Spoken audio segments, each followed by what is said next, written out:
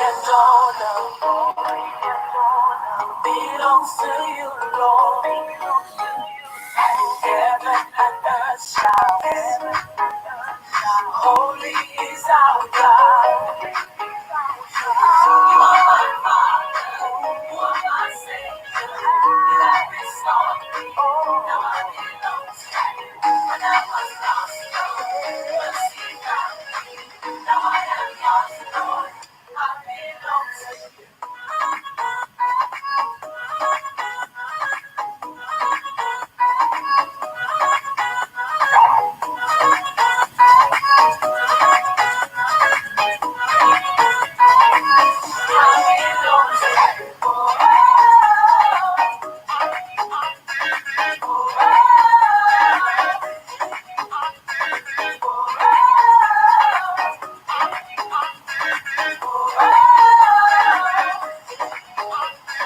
Power, dominion, belongs to you, Lord.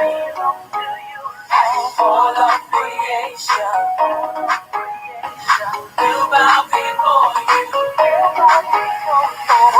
are my Father, you are my Savior. You have restored me, now I belong to you. Love is mine, praise is to me. Mine is yours, Lord, I belong to you.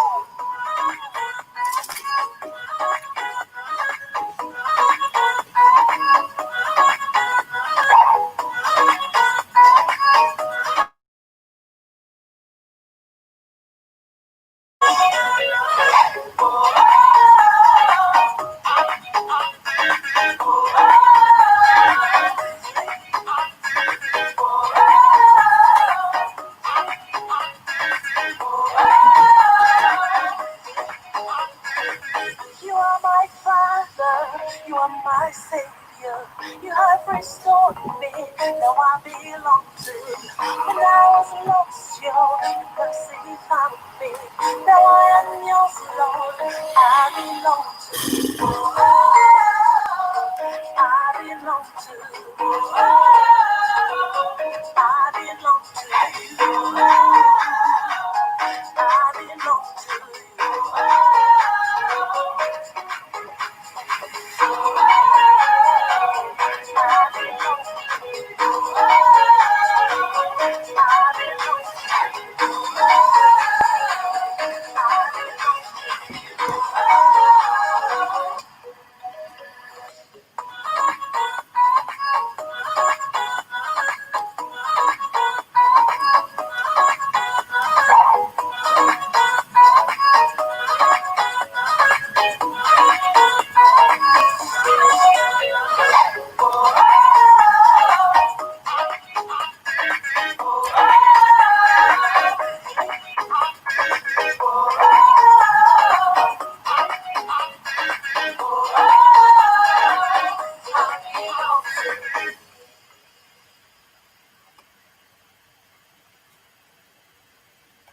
glory and honor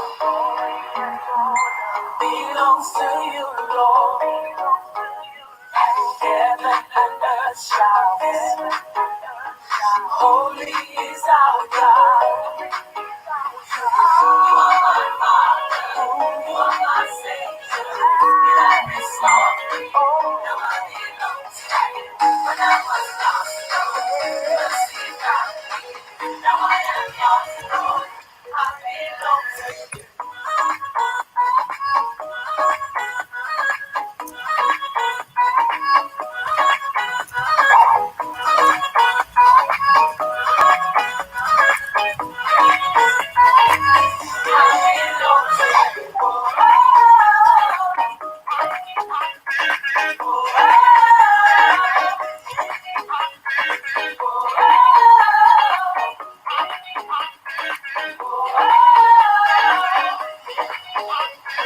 Power, dominion belongs to you, Lord.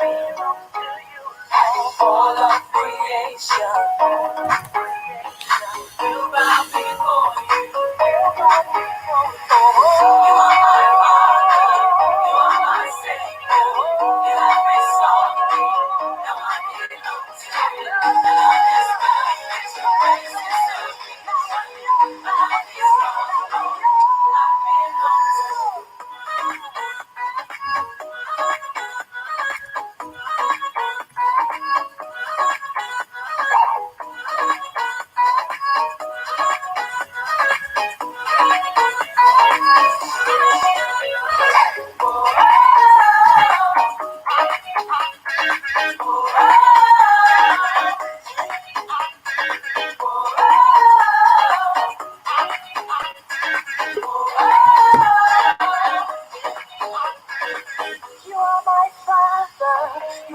my Savior.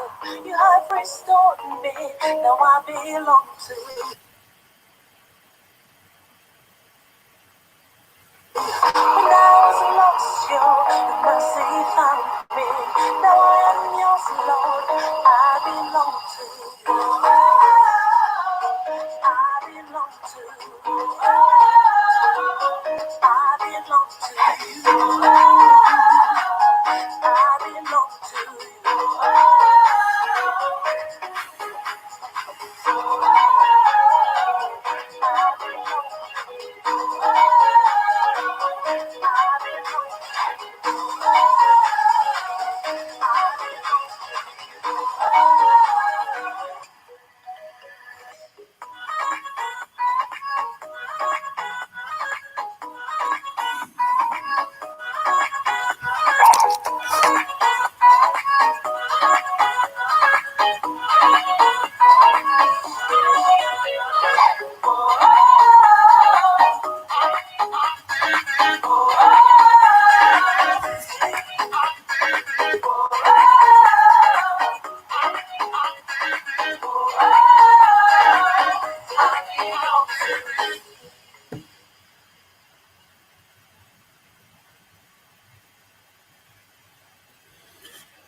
Greetings, good afternoon, good morning, good evening, good night.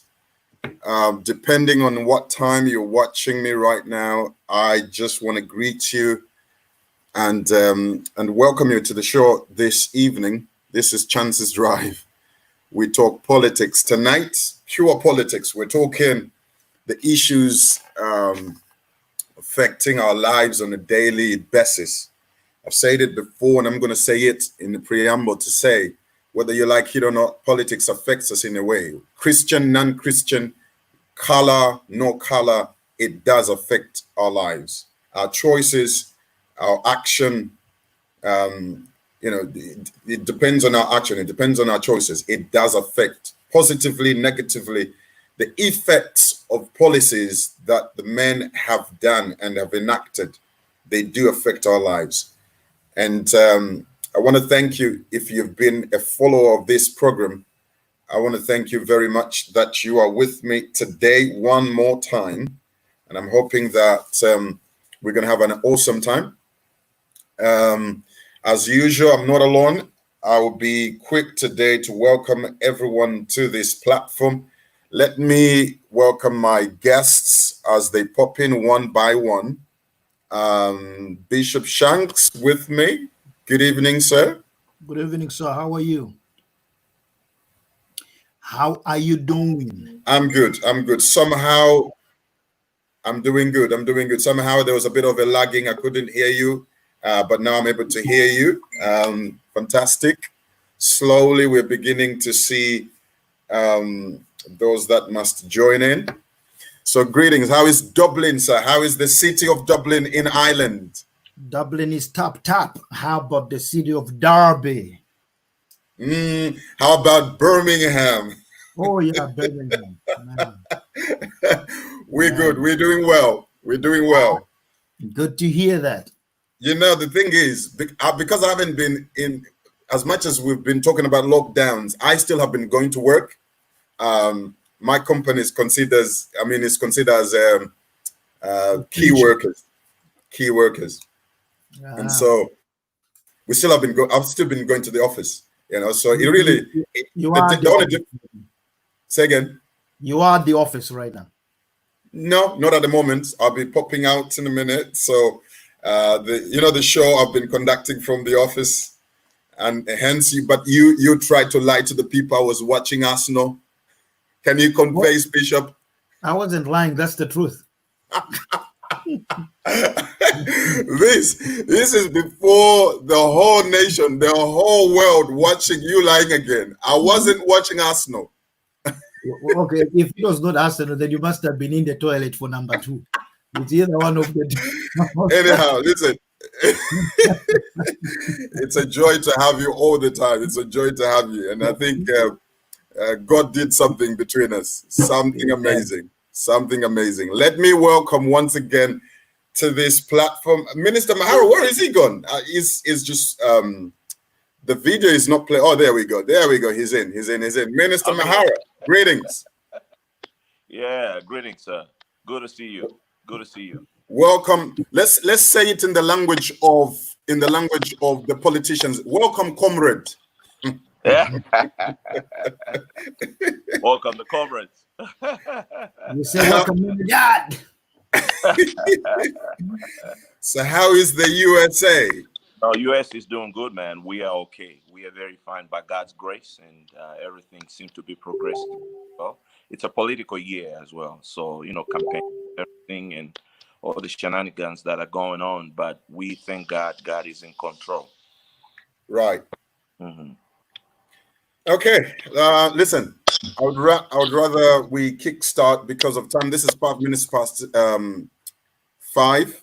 Let me welcome the new member to the family in our sister Tikalenao, Mrs. Chimpango.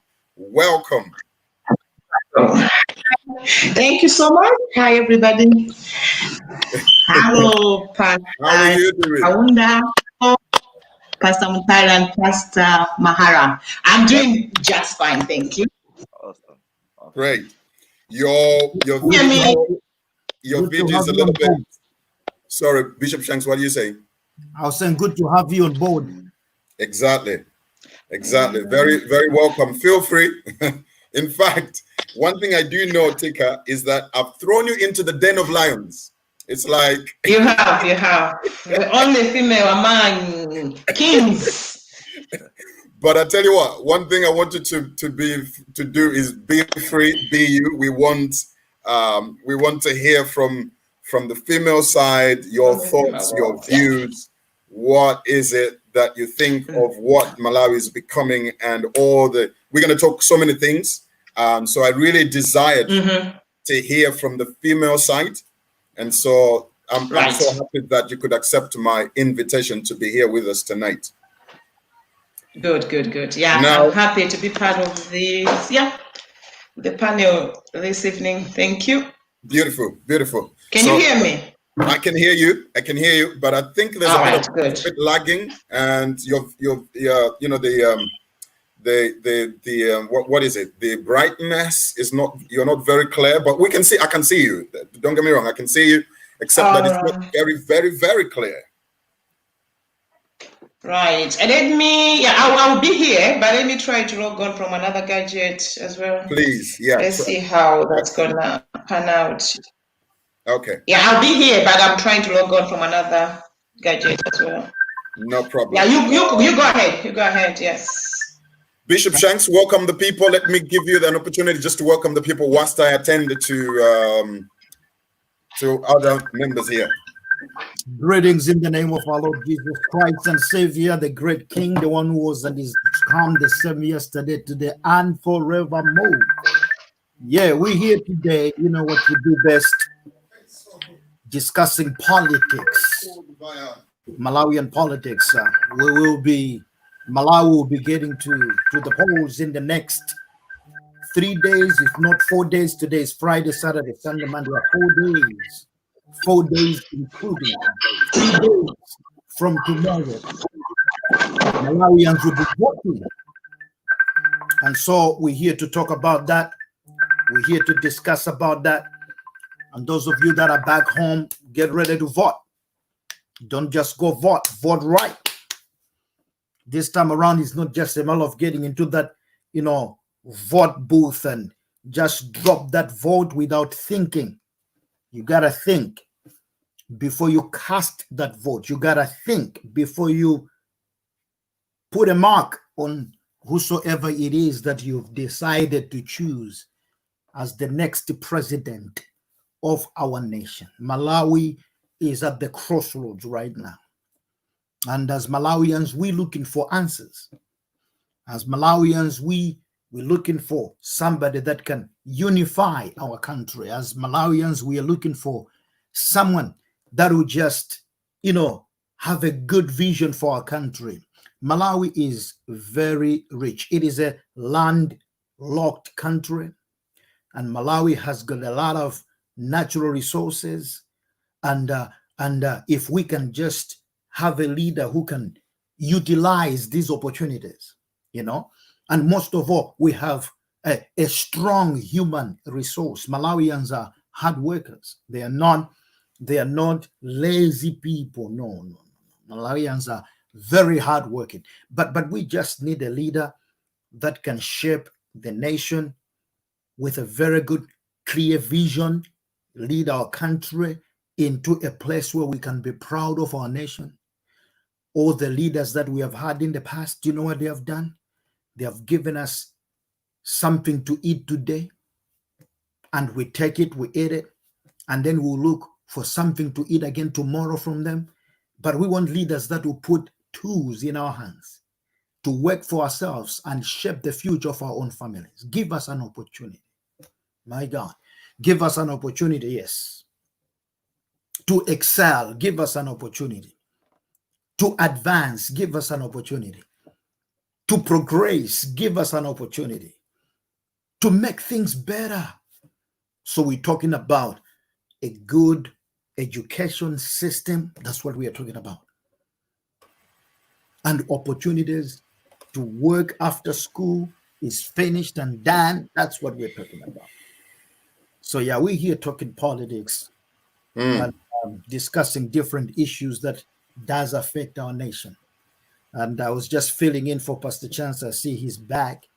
So I'm going to hand it over to Great, him. so great. Bishop, thanks very much for that narration. Let me acknowledge Barbara Membe Makalira. Thank you so much. I mean, she's invited quite a few people. If I can ask the audience, just share the video with anybody you can, invite as many as you can. It'll be awesome. It is great. So here we go. All right. Now, friends, let's kickstart this as we await the coming in of Dr. Ian, to Mr. and Mrs. Chimpango. And then we're going to also have Reverend Morris. So to just take you back again, the start of this is purely, we've established that it is biblical. It is the right thing for us to do as Christians to go to the vote.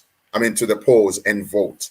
Also, we did establish that it is, it is okay if you as a pastor feel led to direct your flock into the direction, by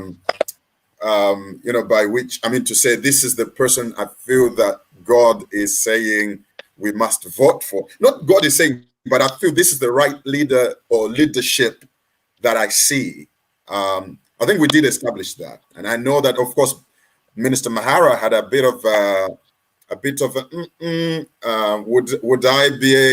would I be firm to direct the people? I want to be neutral. I think that you spoke from that angle.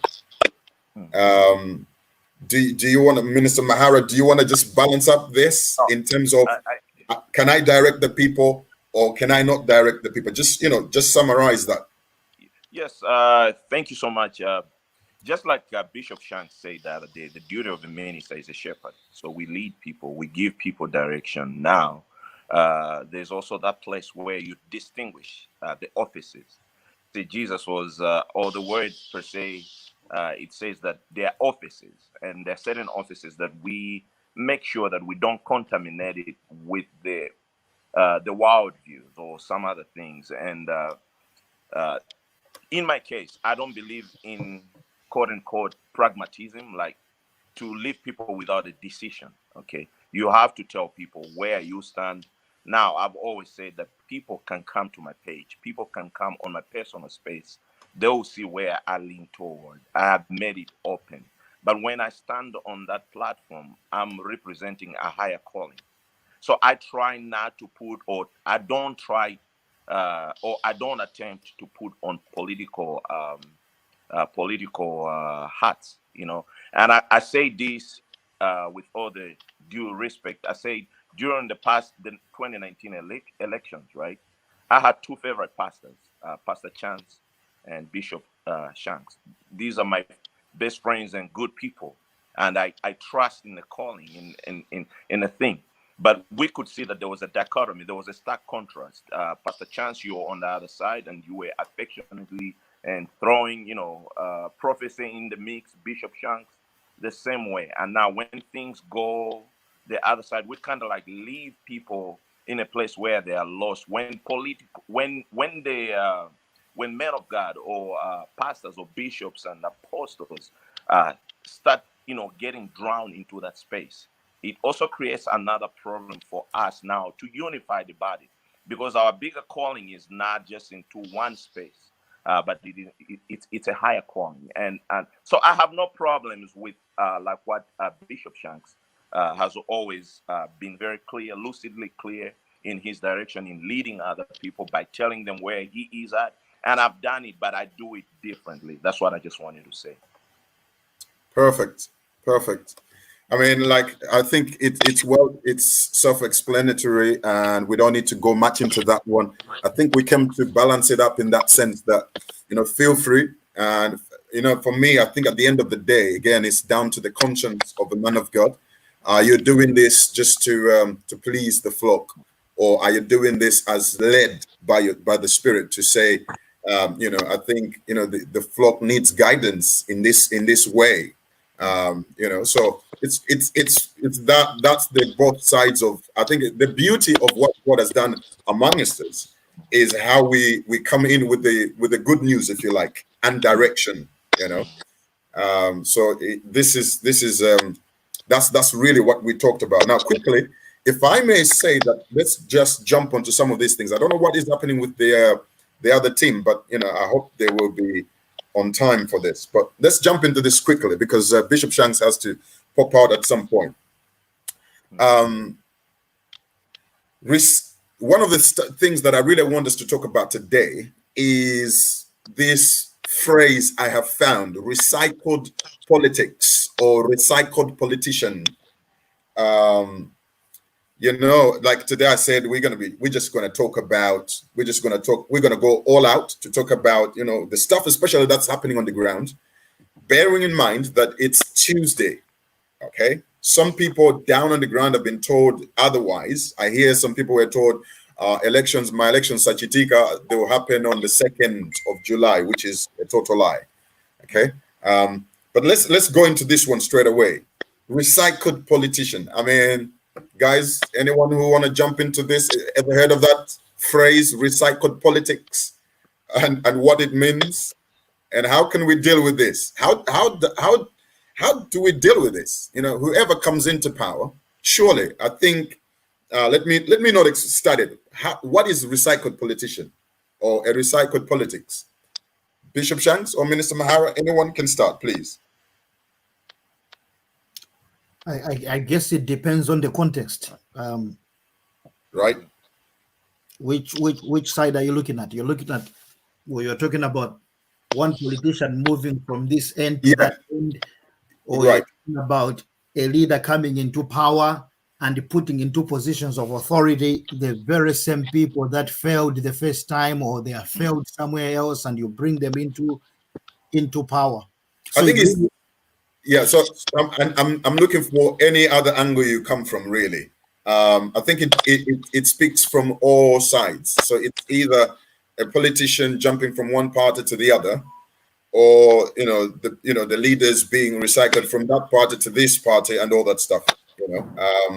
In the first place, politics, our Malawian politics, the dynamics of our politics are made up in such a way that numbers are what matters.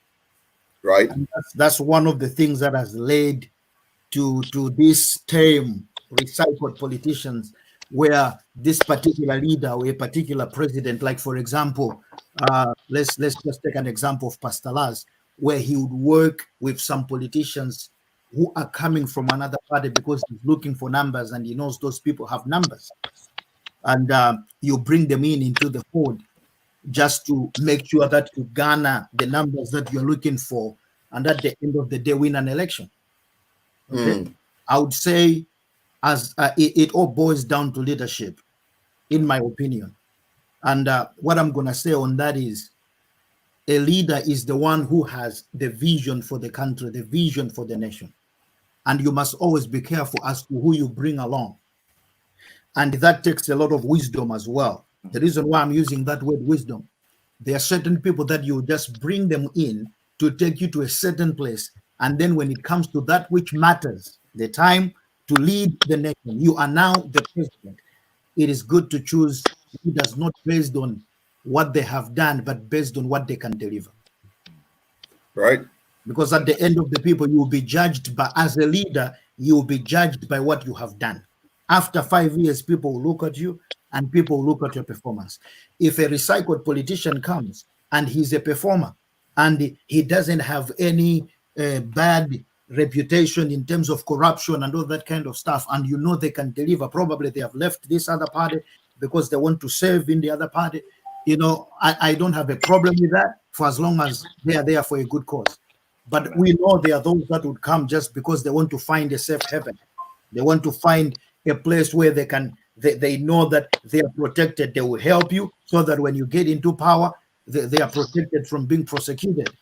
So that becomes an issue. But at the end of the day, it boils down to leadership. What is your vision? What is it that you want to accomplish, you know, in the country? So your vision must drive even your selection of the people that you want to run with, you know. And you must also understand that the people that have surrounded your life, they speak much more volumes about who you are. So you can say, I'm not corrupt, but if you are surrounded with people who are corrupt, people will look at you and they will say, what about this person? What about that person? You know. So at the end of the day, I would say that every leader has to be careful when it comes to that, more especially as to who they bring in along to run the vision that they have for the country or for any other organization that they are running with. Amen. Yeah, just to add layers to what I think Bishop summed it up very well. And I'll say there's really twofold answer to that. I think number one, we have this saying in English that say doing the same thing over and over again, expecting another result. It's what is called insanity, right? So definitely you can't be stuck in the past. Actually, the word of God in Malachi 4:6 talks about the great revival that comes, and it says there has to be a departure. It has to be that moment where a heart of the father has to be given to a son, and then there is a caveat right there. Then a son's heart has to be reciprocated. So that's why I said it's a two-fold answer to it. We need to have a departure from the old into the new. This is talking about the mindset change. We have to evolve. You know, you have to have people. You can have people that have been in politics, even in America, in the most advanced democracy. We have the Nancy Pelosi's and the Joe Bidens. They're still running politics. But I think what is key to it is how willing are you to evolve on issues, on matters that really really pressing for the nation. And also, I believe in philosophy, they use a word called metacognition, right?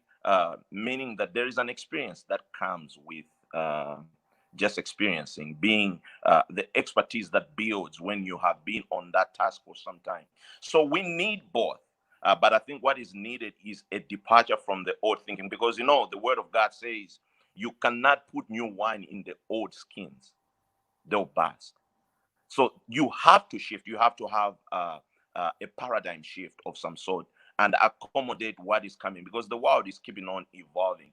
So I'm not going to say if somebody has been in the politics for 20 years, we shouldn't use them. They come in with experience. They come with the technical know-hows. They come with a lot of wisdom into the game. But there has to be that balance. They have to be able to be willing to be accommodating. Instead of drawing us into doing things repetitively, things that have not yielded anything.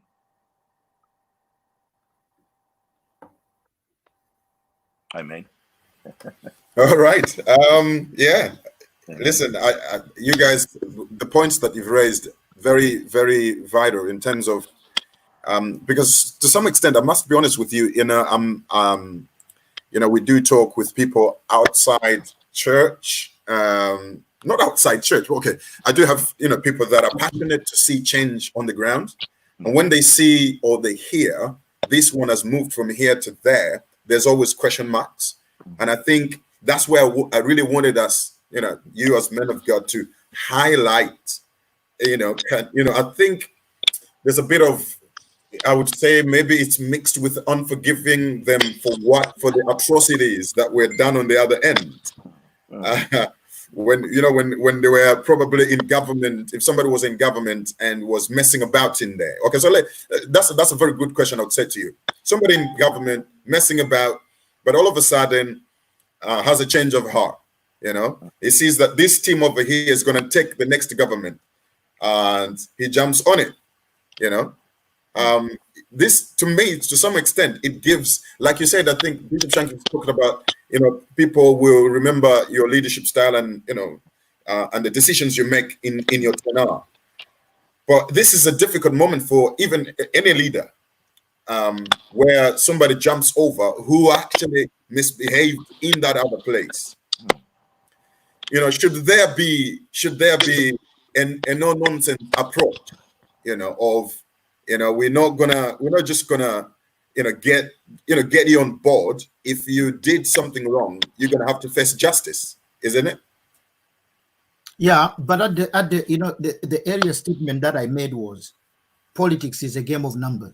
It is a game of numbers, and the dynamics of the political nation are that if people love Mahara, it doesn't matter how much he messes up in politics. For as long as Mahara is good to them, they will still stand by him.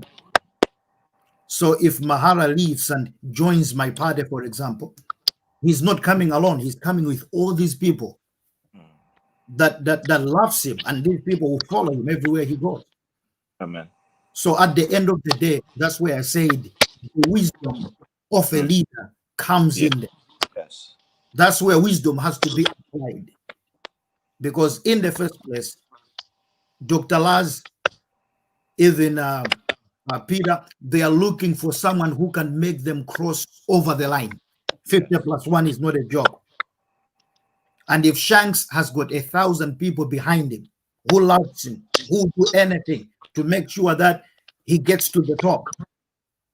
So definitely, sometimes you bring in, most of the time, they say, based on the politics of our land, you bring them in, but as a leader, when you get into power, that's where now you have to show your heart to the people by the decisions that you make, because the integrity of a leader is determined by the decisions that a leader makes whilst in office. The decisions you make in terms of who you bring along, in your cabinet, the decisions of what you are doing in terms of the needs that the people have in the land. So there are a lot of factors that you can factor in and look at. But at the end of the day, justice has to prevail. But when do you apply that arm of justice? Amen. When do you apply that? So that's where wisdom comes in now. Amen. If I could just jump in a little bit, I think Bishop just dropped the hottest nugget. Just bringing everything into making sense. I think when we started this conversation, I had said this, that politics only answers or addresses politics. Yes. That is why we said it's important for a body of Christ, because the Bible in Isaiah 59, I think 19, it says, when evil rises, I'll raise a standard. This is where now we, as the body of Christ, we have to step in to be the epistles in that place, to be the answers and the solutions to the thing, because the issues of morality can never come from politicians. The issues of morality and justice, we're talking about these things, or disparities and all those things, the answers to that can never come from the politicians. We have to make it clear. It's drawn from that high place of transcendent law of morality, and this is where we draw it from God. So we need the role of believers and Christians to step in to bridge that gap. That is why we are supposed to be the ones that are not partial, or we cannot take sides sometimes, because in the longer run, as believers and pastors and leaders in the body of Christ, we are judges. We'll be the ones that brings in the sparring factions together. So this is where I've been always careful to say that we as Christians, we have the rulership of Christ on us. We have the answers of heaven on us. We are the light and the sword. So we have to exude our role in a very careful way, because in the longer run, we are the judges. We are the ones that brings all these factions together. Because guess what? No matter how the other side looks so bad, but Malawi has to heal. There's a new conversation that we need to begin to have next week. How do we bring Nsundwe boys in the mix? How do we bring the Nilande guys into the mix? How do we bring the North Korea into the mix? It's a bigger task. It cannot just come from the politics alone. Because like Pastor Chance said, it's politics will only address politics. It will not address the other things. So we have to execute our roles in a very, very careful way. Amen. Right. Guy, Jimmy, okay. So I'm going to, because I know Bishop Shanks, we're running against time. In the next 10 minutes, probably you have to disappear. What I want to say is, okay, you can deal with this. We're going to reconvene probably in the next 10 minutes after this. But Pastor Shanks, there is, Bishop Shanks, there's a thing happening on the ground. One of the things that I've overheard is monitors being bought. I don't know whether you've heard that, a clip of somebody saying man is being offered to monitors to be bought. Can you, what message can we handle this? How do we help our friends down on the ground? For this really, for the election coming next week, Tuesday. Well, this is very simple. Those people that are getting monies, they need to ask them this question.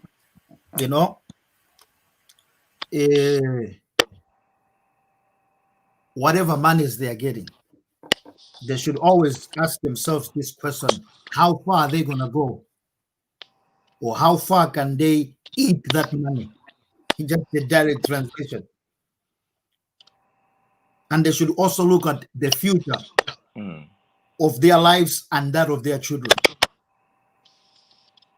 Handouts like this can only last you for so long.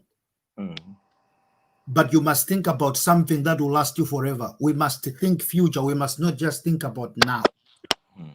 And I know it's happening out there. A lot of people are talking about it, and more especially the areas that the government knows they have a lot of support. They want to make sure that they buy monitors around those areas so that they can get as much as 80% of the southern region vote, and then fight to get 20% of north and 20% of center. So if they can come up with a lot of votes from the south, then at least they have a chance. That's what their thinking is. But at the end of the day, people should just think about where Malawi is coming from. For 26 years, we've been crying for change. We cried for change in 93. The only time that Malawians were happy were during the first term of Bingo's era. After that, Malawi has been crying for change until today. And we have an opportunity here. We have good leaders that can lead this nation into a better place. So you shouldn't just be thinking about yourself, but you should think about your children. You should think about your life. Very, very important. Somebody's calling you, Pastor France. I think they are trying to get in, but to get in, yeah. We have a problem in the sense that I don't know how we did, but they're coming in a different way. Okay, right. I see Boniface joined the video chat, but we see Boniface there joining the video chat. It's giving me a message here. Yeah, but anyway, as you grapple with that, trying to put it in place, these monitors must think about their future, the future of their children, and the future of our nation. That's very crucial. That's very important. They shouldn't think about themselves. They shouldn't be that selfish to think about themselves. And my word of advice to them is simply this: take the money, but do the right thing. If you want to take the money, take it, but do the right thing. Because, listen to this, if the next government comes into power and you were found to be one of the monitors who were involved in this, you'll be answerable at the end of the day. So it's very important for you to do the right thing. And what is the right thing? Give the right numbers. Make sure you are not involved in the scheme of twisting the numbers in any way or in any form. Make sure that when you get to that polling center, when the numbers are being tabulated, get the final number, get a picture of it, get a copy to the telecenter of Tonse Alliance or whatever party it is that you're representing. Don't give a chance to ruining our future. This is our future. This is your future. And we have an opportunity here to do the right thing. So do the right thing. Don't mess it up.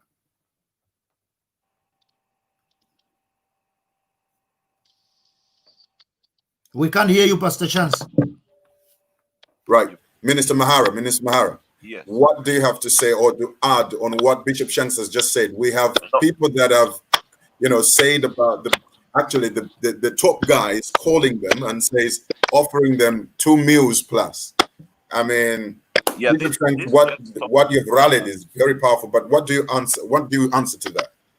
this really just speaks volumes and talks about where we are as a people, as a nation, the moral decay in our nation right now. It also talks to the direction of leadership. I was listening to Dr. Miles Monroe the other time, and he said, where there is no vision, where there's no leadership, there's no vision. And where there's no vision, there'll be a lot of chaos because there's no discipline, and people are kind of like just being led left and right.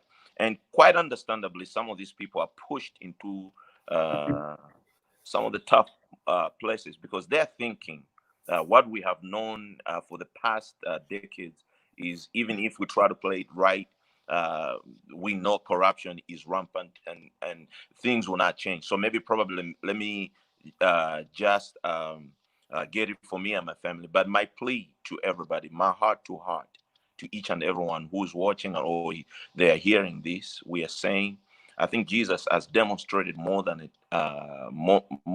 anything else, that we shouldn't be meal-minded. We should be mission-minded. We have to have a vision. We have to think. We have to think of our children. We can't be that selfish to the point where we are heartless and we are not even thinking of the generations that are yet to come. Whatever we plant right now shall grow into a fruit. Whatever we have put in this ground right now will produce a fruit. If we continue with this corruption, if we continue with this selfishness, we are only creating a future that is it's going to be dark for our children and those that come after us. But I think God has given us a rare opportunity and grace right now to change things. And I believe God is on our side. And I believe God is on the side of the people of Malawi in this moment. Really, there's nothing that we can do. But as believers, we can only pray that God will intervene in a mighty way, in a stronger way, and He will fight on behalf of His people. I think also this also talks about the kicks of a dying horse. Options are running out, but I don't think evil will prevail this time. I don't think the enemy will have an upper hand. We are vigilant. We're asking all those that are going because we know that faith alone is not uh, uh, what we need. We need faith with works and deeds, right? So we are asking those that are on the ground to be vigilant. Make sure that you there to make sure that things are okay and they're running smoothly. Report any suspicions to authorities, and but in the end, I believe, and I believe, I'm so confident. I believe that change has come to Malawi.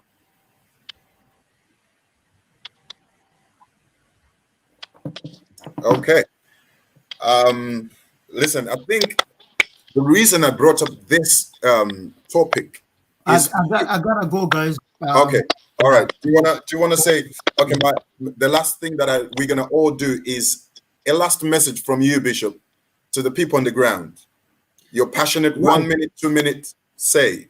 What the I want ground. to say to Malawians is we have an opportunity here, an opportunity to shape the future of our nation, an opportunity to shape the future of our politics, an opportunity to shape the future of our education system, an opportunity to shape the future of our healthcare industry, an opportunity to shape the future of our children, those that are born and those that are yet to be born.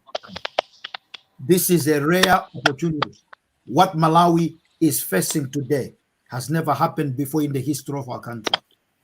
The elections were nullified by the court, and our good judges said there was no election. We've got to get back to the voting booth. And this coming Tuesday, we have that opportunity to go into that voting booth and cast our vote. That vote, don't just look at it as a piece of paper. That's your future right there. Holding that vote, you are holding your future in your hands. You are not just holding your future, but you're holding the future of your children and your children's children. The question that I have for you is, the Malawi that you and I have today, is this the Malawi that you want to have after the 23rd? If you want a different country with a good future for you and for your children, a Malawi that prospers together, a Malawi that feeds you 3 times a day, a Malawi that creates job opportunities for you, a Malawi that puts medicine in our hospitals. That vote is the difference maker. And my word of encouragement to you is simply this. I'm not going to beat about the bush. I'm not going to try to be spiritual here. All I can say to you is simple. And it's one word. Go vote for Dr. Lazarus Chakwera. He has the assignment for this nation. And he will be a good leader together with Dr. Saulus Klaus. These are the people that will take our country to a better place. And we need them in power as of yesterday. That's my word to you. Thank you. Bishop, a big thank you, and I know you're rushing into another service that starts at 6 o'clock. God bless you so much for joining us today. Thank you. I've got to let you go. Thank you. Thank you so much for being a part of this tonight. Have a great time. I'll be joining later. No worries. God bless you so much. Right, Minister Mahala. So it's you and me, Yes. and hopefully we should have somebody else with us. Yeah, but I as it just sent stands, the Bishop here and the link again, so maybe Right. it'll work. Yeah. Right. So let's. Okay. So it's you and me. First of all, let's go back into. I've got a problem with. Can you hear that rattling noise? Is that your side Yeah, or my yeah. side? It is your side. It's the static noise on your side. The what? Say it again. It's coming from your mic. Oh. It's coming only when you speak. What I'm going to do is, okay, so what I'm going to do is, let me,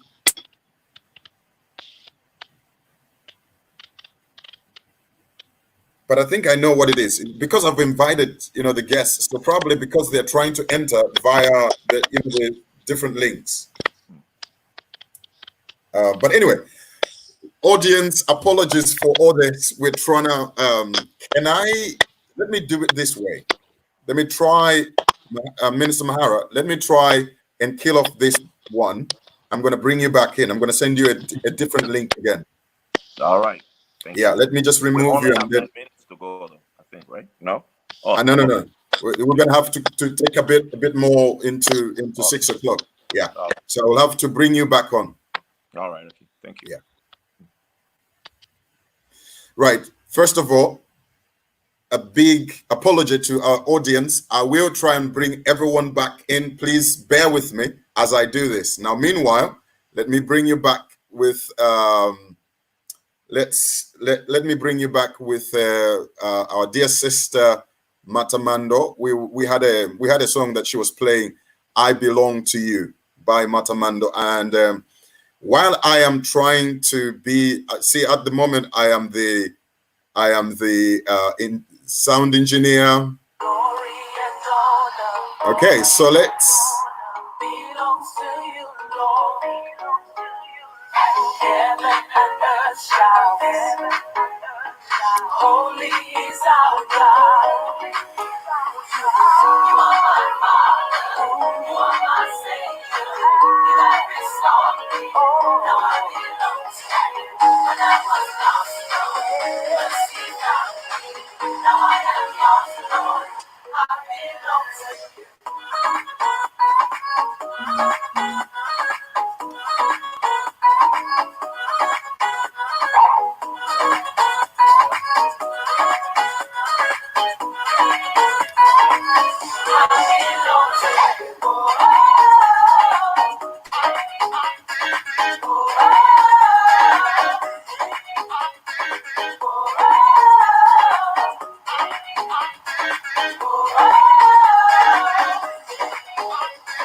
Our dominion belongs to you, Lord. All of creation will bow before you. You are my Father. You are my Savior. You have restored me. Now I belong to you. The Lord is mine. Your praise is everything. Mine is Lord. I belong to you.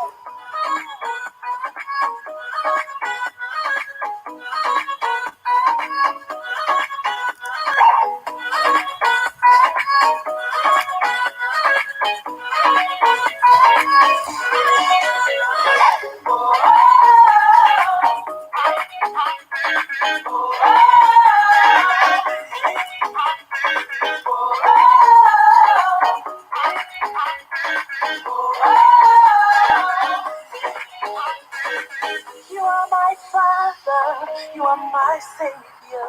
You have restored me, now I belong to you. When I was lost, your mercy found me. Now I am yours, Lord. I belong to you. I belong to you. I belong to you. I belong to you.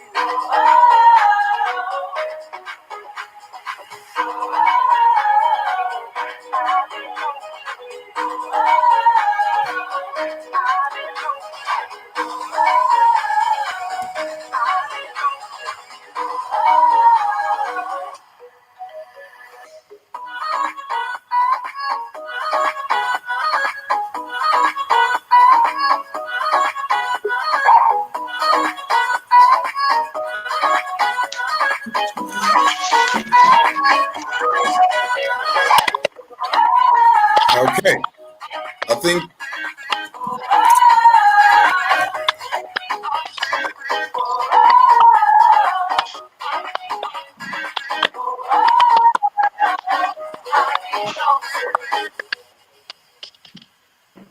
Right. I think we do have now, Minister Mahara. I must say that when you left, this click, click, click, click was left. Surprisingly, because when we were on broadcast, every time you speak, that's when the static noise came. But you know what I'm getting now? I think still somebody's trying to get in, and that's where the clicking is happening. But anyway, we have you. I have Mrs. Chimpango Tikalinao. Welcome once again. Yes. Hi, everybody. Yes, it's been difficult to get through. I know. I don't know what's happening today, but yeah, I'm glad I'm here now, finally. Yes. Fantastic. Good to have you. And straight away, because of times and all that, we're going to go straight into this. One of the things we've been talking about is God, church, politics. This thing we've spoken about this, and it's been the main panel talking about this.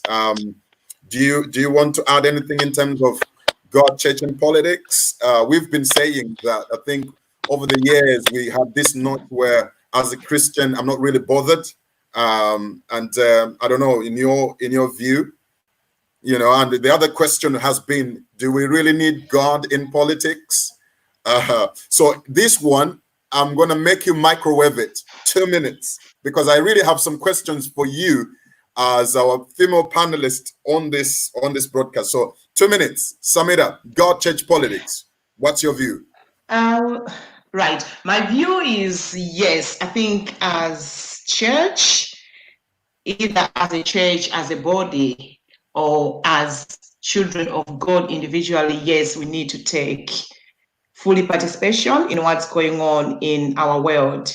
And I think in the morning, I was trying to think about people that have done and have brought transformation to this world. And for example, I'll give an example of Malawi. We had John Chilembwe, who was a minister of the word, who led a revolution. And then you had the 1992 Pastoreta, the Roman Catholic. That was also another juncture in Malawi. And the other person that I wanted to speak about was Martin Luther Jr., who was also coming from the church. So church is, yes, supposed to take part in war, especially where there's oppression and injustices against people. And I'm going to read, then allow me to read Isaiah 61, 1-4, which says, the Spirit of the Lord God is upon me, because the Lord has anointed me to preach good tidings and to the meek. He has also sent me to bind the brokenhearted and to proclaim freedom to the captives and the opening of the prison to them that are bound, to proclaim the acceptable year of the Lord and the day of vengeance of our God, to comfort all that mourn, and to appoint unto them that mourn in Zion, to give them beautiful ashes, the oil of joy for mourning, the garment of praise for the spirit of heaviness, that they may be called trees of righteousness, the planting of the Lord, that he might be glorified. And these shall build the old waste, they shall raise up the former desolations, and they shall repair the waste cities, the desolations of many generations. And the strangers in their land shall stand and feed your flocks, and the sons of the alien shall be your plowmen and your vine dressers. And you shall be named the priests of the Lord. Men shall call you ministers of our God. You shall eat the riches of the Gentiles, and in their glory you shall boast of yourselves. So in a nutshell, I would say, yes, the church is supposed to deal with wicked principalities, ideologies, and systems that oppress people, that bring destruction to people. And the church is supposed to promote justice and remedy wherever there are injustices to do with people in general. Yes. So yes, the church has got a voice to do that.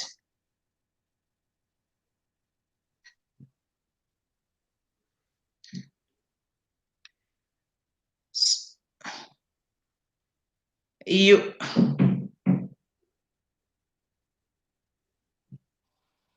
unmute your mic, Pastor Chance. Sorry, apologies. Thanks for that. Right. Thanks, Mahal.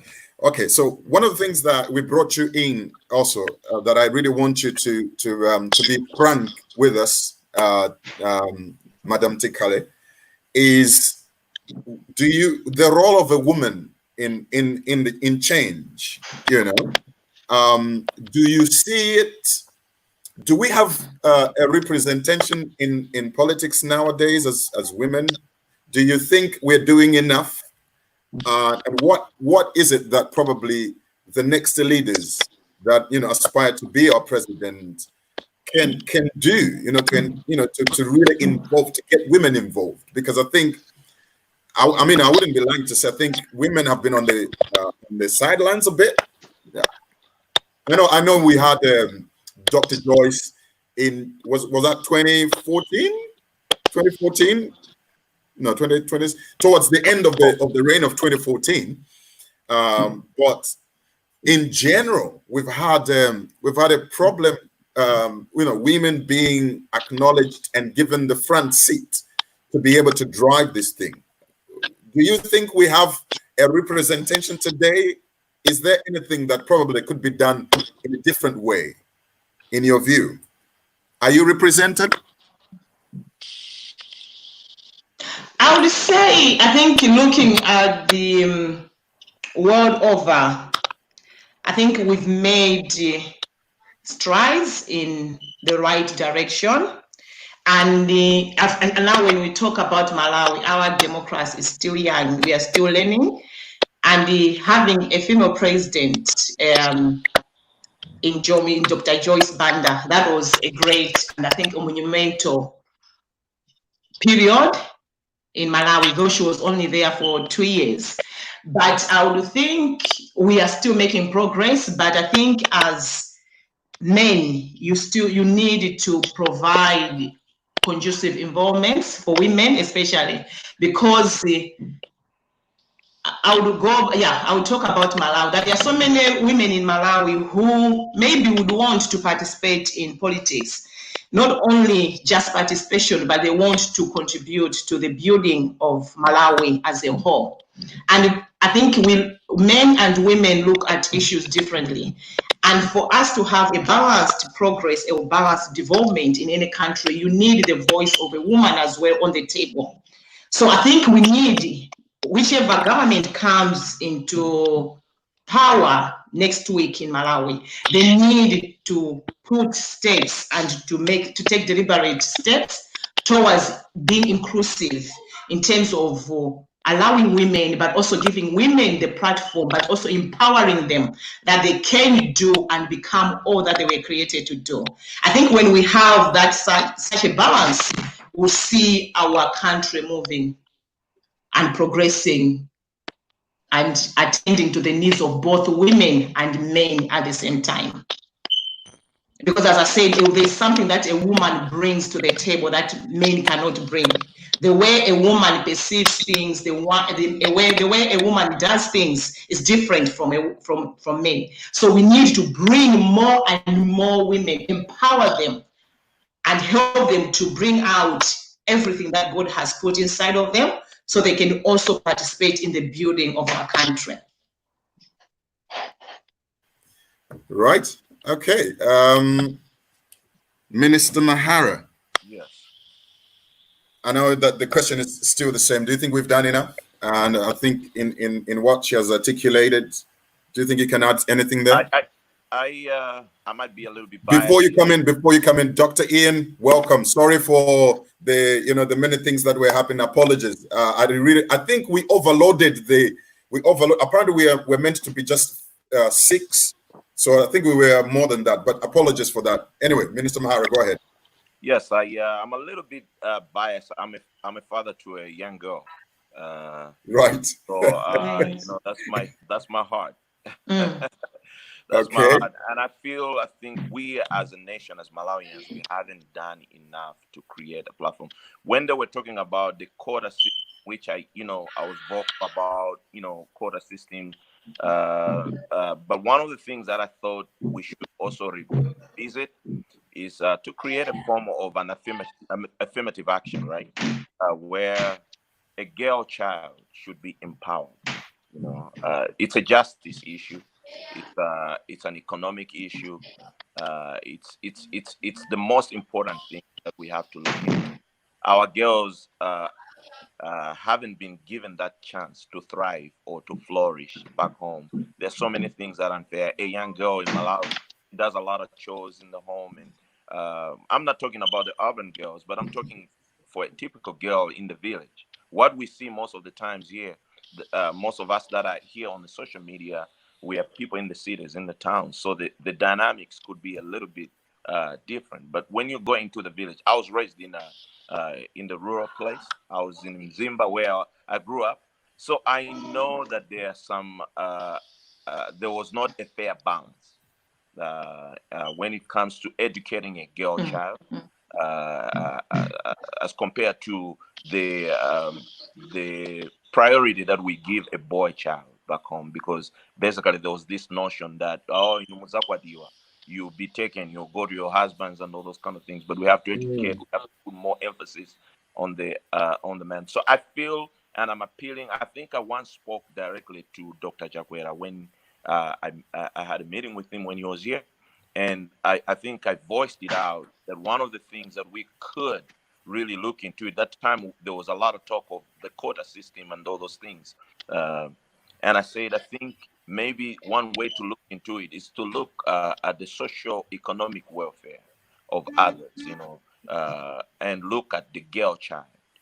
Give them some of the that fraction, help to boost them. I know there was Dr. Joyce Banda who came, but it was just by default. It was not like it was something that we were ready to say that we are going to the polls and we're going to vote for a woman president, right? So I strongly feel like that we are not yet there as a people, as a nation, to create that that threshold where we can say that we are proud that our women or our girls are given the equal platform that we as men we have dominance in our society and all those kind of things. So I pray, and part of as part of the leadership from the church, empowering women. Is to empower the women. Some of the most incredible people, that have great encounter and revelation. The first people to know about Jesus' resurrection were women. So we need to empower. God has a special side for women. If you look at it, even the salvation story that we talk about, humanity, it was orchestrated through a woman. So we need to really position our women in a place where they can thrive and they can flourish and they can, grow into places of leadership. And they have demonstrated over and over again. Some of the most incredible managers are women. In my own house, I feel like my wife is even a better manager than I am.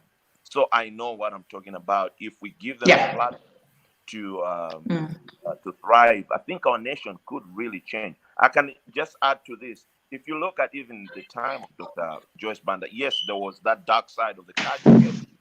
But if you look carefully at the season that she reigned, there was freedom of press. That is the time that we had all these TV coming out. There was freedom, literally. That was the most free time, And it was unfortunate that we were kind of married with the cash gate and the scandal that erupted. But if you look at it, when peace was really like, a common thing to find in Malawi, it was the time that Banda, partly because she's a mother, all those other things that was happening, building houses and model homes and, giving out, I might not agree with her on certain kind of things in terms of strategy and other things, but you could see that it was a passion that was stemming out from the heart of a woman, a heart of a mother. So I totally think if we give women a chance, it was not as bad as what we have seen of late. You know what I mean? Very true. I agree with you. I think to some extent we magnify it because there's a woman on the throne, and we want to kind of like completely diminish the power of a woman. Go ahead. Sorry, Tikale, you wanted to comment with another comment on it. And I wanted to say that I think we need, as a nation, not only to wait even for the government to start doing that, to empower, but also to encourage women to be all that they were created to be. This has to start, as Minister Mahara has said, the men in the homes, they need to realize and encourage the women, in this case, their wives, see the gift that is in that woman and nurture it, nourish it, and encourage that woman to grow, hold that gift. And then the churches as well have got a large part to play to encourage. If you see a woman who has a gift, to draw that gift out of that woman and encourage and come out in all their power and their glory. And then if everybody as a nation, all of us go through this say change to say and recognize the position, the influence, and the perception, a different perception bring to the table in their home, in church, at work. If all of us do it, then we're going to see out, and these are going to be models to the young girls that are being born now. And who knows, the next president, maybe the next one. So we all need, as a nation, to encourage women to come out of their shells and do everything that they were created. And I just wanted to say, in Malawi now we have the speaker who is also, and we can see the changes that are happening in the, maybe because we have a leader there who is a woman, things differently from how if it was a man.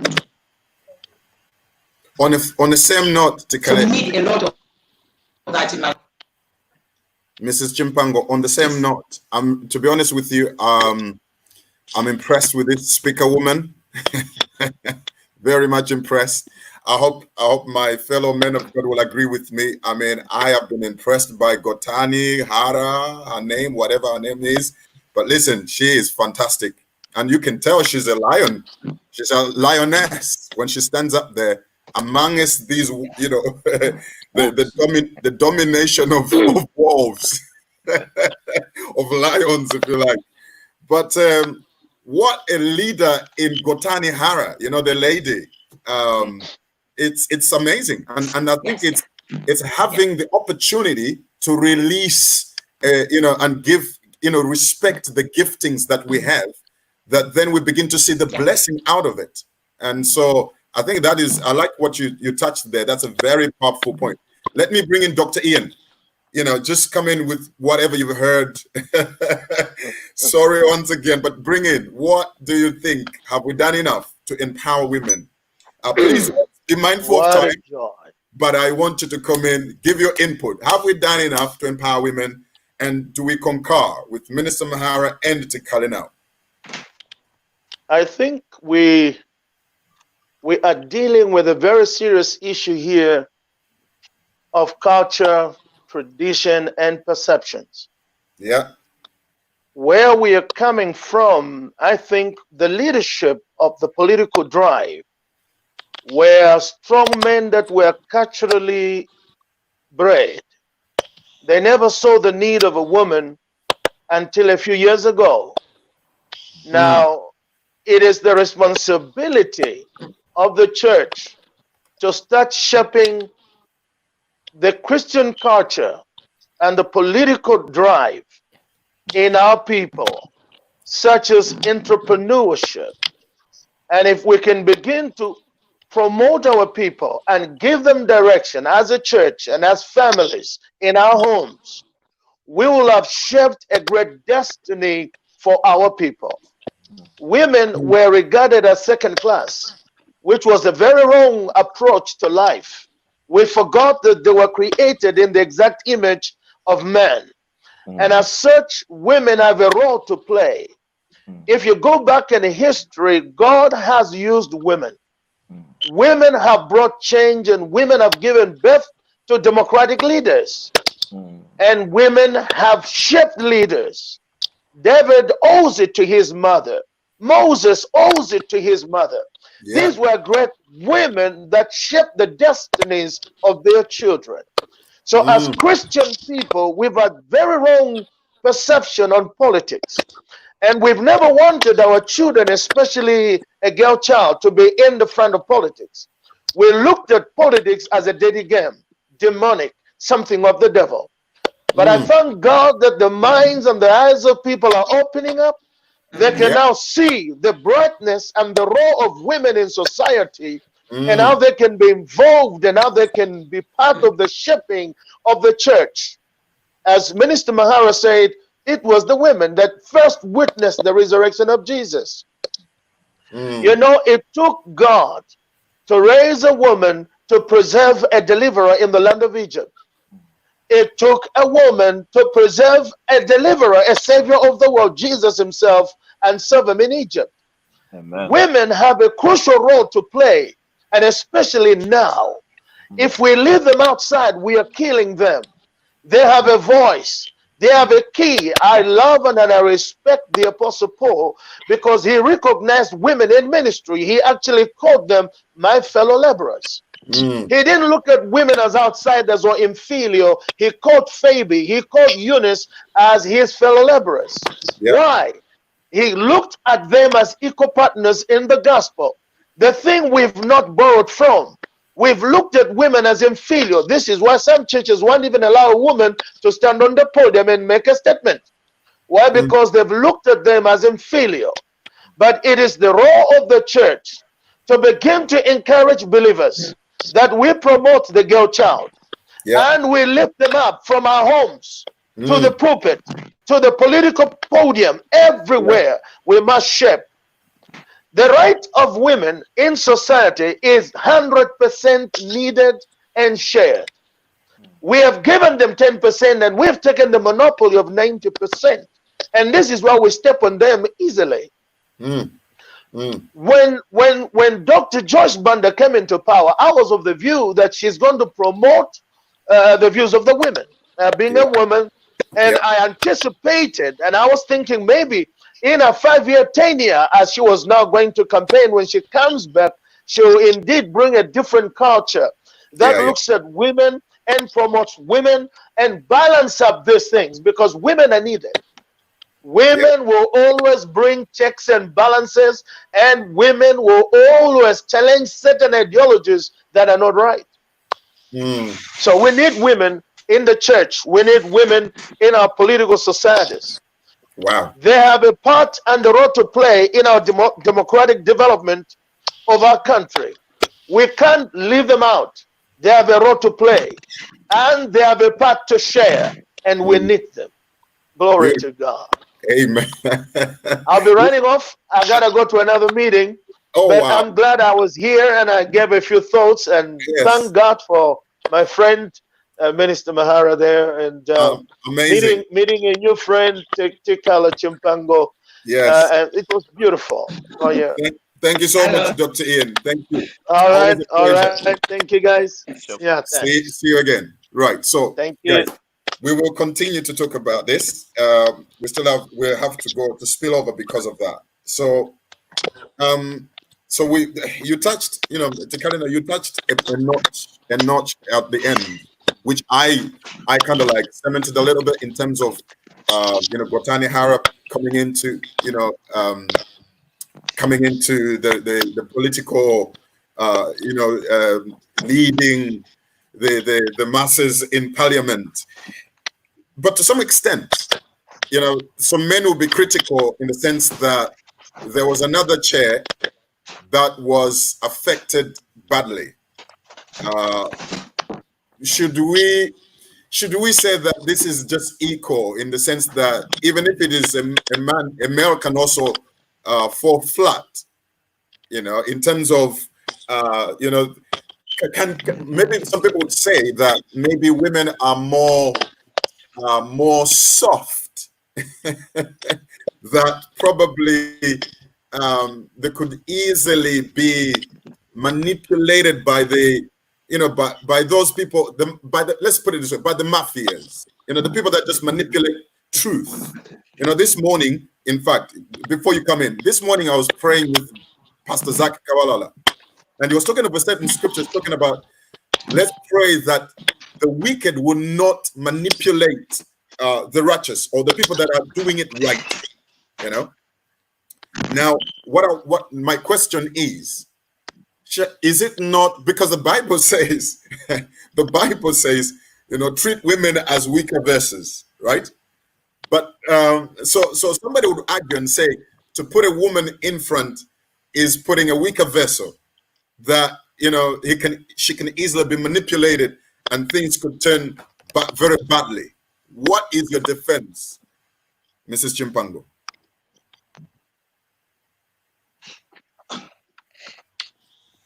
Can you hear me? I can. Yeah, we can.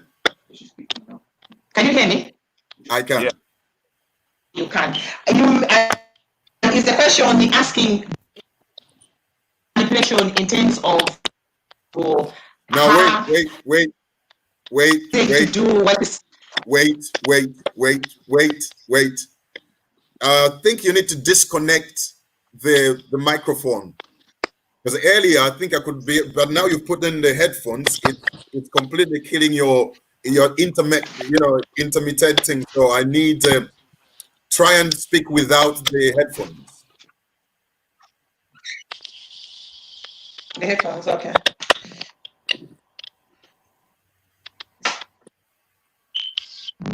Can you hear me? Yeah, we can hear you. Go ahead. Try this one. Yeah, we can hear you. Go ahead.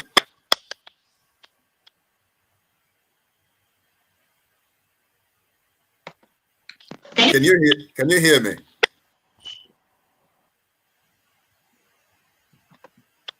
No, you're gone. Okay. Mrs. Chimpango, can you hear me? Can you hear me? Yeah, I can hear you now. Hello? I can hear you now. I'll try to put it back. Okay. I think we're having a bit of. Okay, wait. Before you come in, Mrs. Chimpango, let me bring in Mahara. What is your? Okay, we'll sort out your issue with. Try and. Yeah.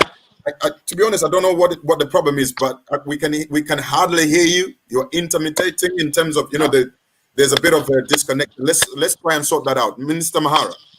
Yes. The question is this. I've given you a scripture that the Bible says treat women as weaker vessels. Yeah.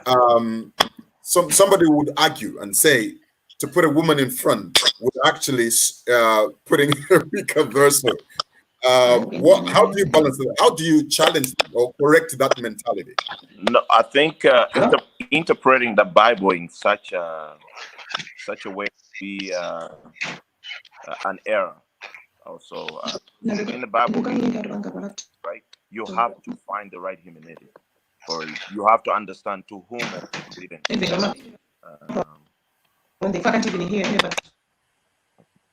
Go ahead. I can hear you now. Oh, you can hear me now. Okay. Yeah, I was saying, the Bible was written to an audience. And so most of the times we also have to understand that there were certain principal issues that we have to look into, the cultural elements, concerning those kind of demographics. That is why sometimes you hear the Bible is telling you that let a woman not cut her hair, all right? And then a man should not wear long hair. Yet you also see in other scriptures say if you are in consecration, right? Nazarene or something like that, you have to have dreadlocks. You have to lock your hair for some time. But you have to understand to whom that word was spoken to. So you wouldn't want to just interpret the word without understanding the context behind that word. I think that would miss the whole notion why that word was written. But now, just to come in a nutshell, because I have to leave in 3 minutes, I would say, to me, the word in fullness, the Bible in fullness, has demonstrated over and over that women are a greater part of God's plan. Yeah. It has demonstrated Jesus himself surrounded with some of the most incredible women. We were talking about Paul. Some of the strong women that financed the gospel of Paul were women, Lydia's and all those people that really were there. Even those first women who announced the resurrection of Christ, they did it at the time that it was very controversial to talk of Jesus. Of Jesus, But yeah. it was a bravery that we don't look into that side. They were brave because many people would not have dared to identify themselves with Jesus. The idea of Jesus was controversial at that time. but they were the ones who really stood up and defied everything that could have put them into trouble. So just to conclude that, because the Bible have said in one scripture that women are weaker vessels, there are certain things qualifying things that that scripture was written for. But I Right. believe over and over again, if you put a woman into a place of leadership, they demonstrate that they are capable. Can Now, we? I'm not just talking about any other woman. Okay, we also Mhm. have to draw the distinction, because you brought in. What about there was another woman who was the chair now who messed up real big time. We have tried women, and I think one of the things that we usually make a mistake is we try to turn women to lead like men. Right. I think, yeah, if you let a woman to lead the way she's wired anatomically and biologically, if you let them lead uh, in their strength, women Right. will produce fruits. The thing is, we try to employ witchcraft. We try to turn them. We want to make them to become something that they are not. You Right. know, but if you let a woman, the way God fashioned and designed her, to take a leadership role and begin to exude certain things, like I was giving you an example in my house, the best Mm. manager that I have is my wife, a Yeah. woman with more discernment. You know, she discerns certain things, and she has always been able to pick certain things that I'm on a blind spot. So I know women are wired in a different way than we are, but if we give them a role to lead, not as men, let them lead the way God created them, with the nurturing nature that they have. They were made in such a way with more emotions. Let them run the show the way God had created them. But you will see that if we give them the opportunity to lead, women would turn out to be some of the most incredible leaders. And before I go, I just want to take this moment, because I know maybe we won't be able to meet. I know you and me will meet again in a couple hours. In a But couple of hours. Yeah. yeah. So I need to just exit so that I can go prepare more. Right. Yeah, but I want to just send this word to anybody who's watching. Malawi is at that crossroad. You know, God has given us grace. God has given us opportunities. Now I've said this. In every timeline, there are two things that exist. There is grace, and grace can be lifted, and opportunities can be missed. And I pray this time that we as a people, as believers, we will not miss our opportunity. We will not let this grace that is before us just to be lifted. So I'm praying that God will quicken us in wisdom, in knowledge, in understanding, that God will give us the sight that will see things beyond the natural, that God will anoint the people of Malawi in this season just to see certain things. And surely I believe that the Egyptians that have been on our backs, we will not see them again. I believe this is a time to cross over. This is a time to possess. This is a time to get into a place of rest, and it's a place of fulfillment. So I'm just speaking this word as a prophetic utterance to anybody who's watching this hour, that our time is here. And I believe God has already sealed this thing. In Jesus' name, amen. You have to excuse me, man of God, and I I hope you. will. I will indeed. You are excused. I will continue with Mrs. Chimpango. Hopefully, I can hear you. Can you hear me very well, Mrs. Chimpango? Thank you. Bless you, man of God. Bless Thank you, you. Mahara. Yeah. Thank you so much. Right.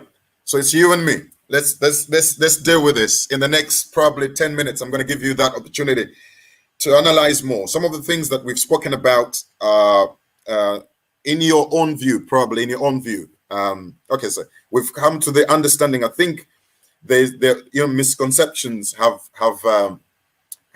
led to certain problems that we've encountered when certain ladies have taken office, and probably like we said also that there were somehow being, manipulated by the male system that was already there.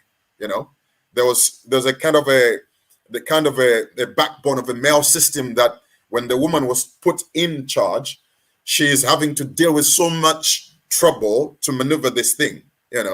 But we thank God that we have godly people. That I think this is where godly character is needed. Where people have the fear of the Lord to be able to do it, not just wanting to please someone, but really using the potential that somebody carries. And in this case where we talked about Gotani Hara, I mean, we can see the potential. Everybody is seeing it. What a woman, Now, the other thing we spoke about is recycled politicians. Maybe you might want to just say something about this. Now, remember, this is political. We're just talking about what do you think about, this that just jumped ship. He was there and then he sees that it's close to, this party is, I think, becoming the one that's getting into the, into power, and then he jumps over here.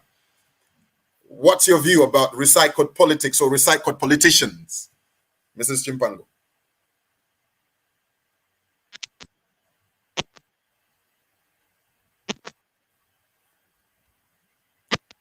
I think no, I can't.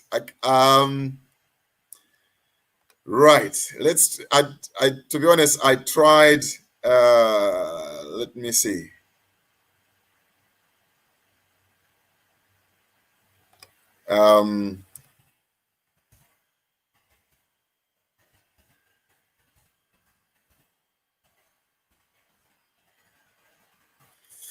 Right, so it looks like we're having trouble with Mrs. Chimpango. I will have to, Mrs. Chimpango, let me try and send you the link again. Okay, I'm gonna take you out and then I'll try and send you the link again.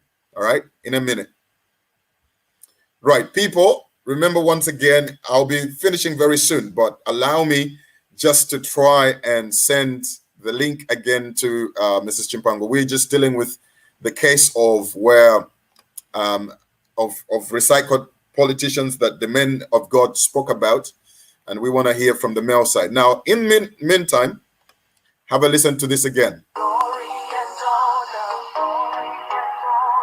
belongs to you, Lord. Heaven and earth shout, holy is our God. You are my Father, you are my Savior.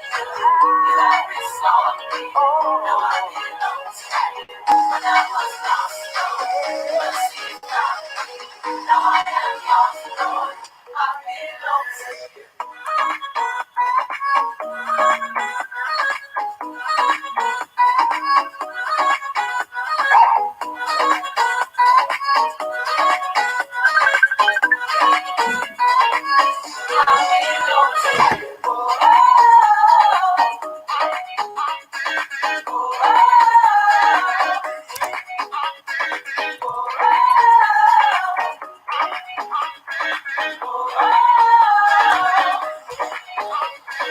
Our dominion belongs to you, Lord. All of creation will bow before you. You are my Father, you are my Savior. You have restored me. Now I belong to you. The love is perfect, your praise is serving. My life is yours, Lord. I belong to you.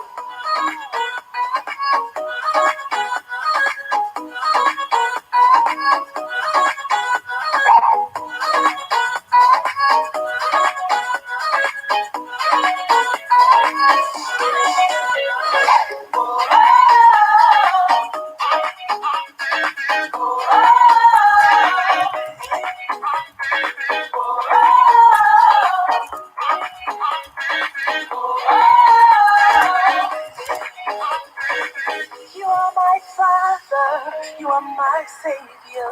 You have restored me, now I belong to you. When I was lost, your mercy found me. Now I am yours, Lord. I belong to you.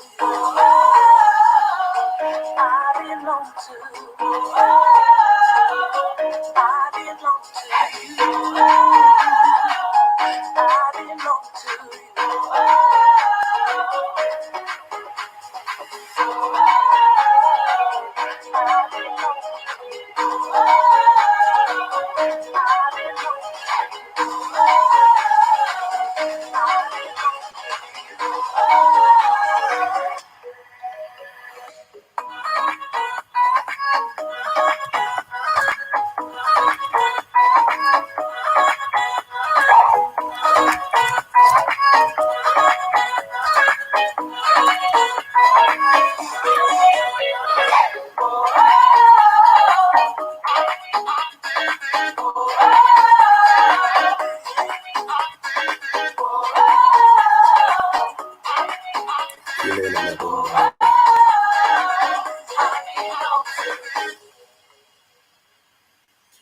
Well, like I said, it's proving somewhat, but listen, I hope we'll have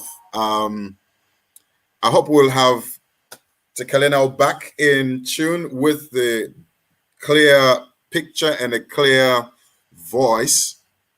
I also was trying to bring in one of my sisters, one of the women lawyers. You know, we wanted to have a discussion a little bit in terms of the judiciary and the laws of the country Malawi. For the past week, I think we've if you follow Malawi and its happenings, there's been an attack a little bit on the judiciary. There's been something that is happening. We know that is not in line with the way the Chief Justice ought to go on a retirement and stuff like that. So there's so much commotion and confusion that was happening, which we wanted to address a little bit. And I had Dr. Chimpango wanted to join me, but somehow we don't seem to connect. I've tried to send the link again, but let me bring in Mrs. Chimpango again. Welcome back. Welcome back. I need you to unmute your exactly. Now you're back on. Can you hear me?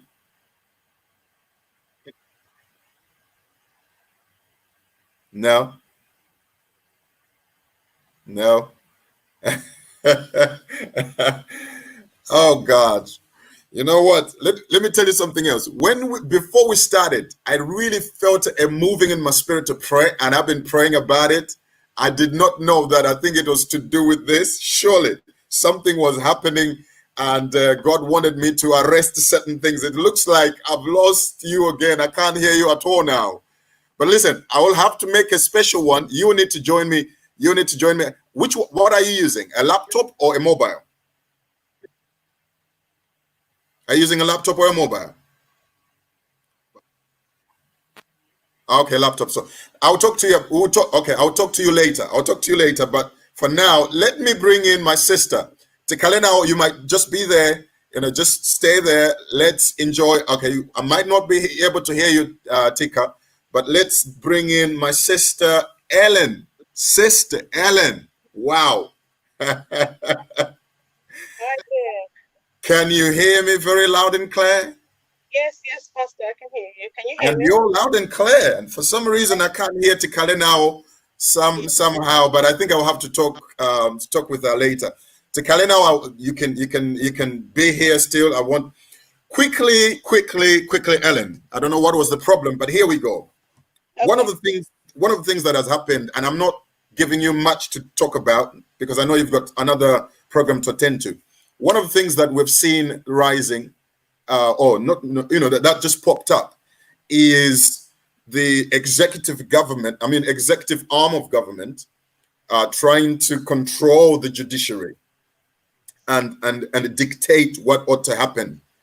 Being a lawyer yourself, I just wanted to say something, in line with who has the power? I mean, who controls who? Is the judiciary really free from the government control? And if it is, how come we had the government issuing such, and then it is rebuffed with the judiciary?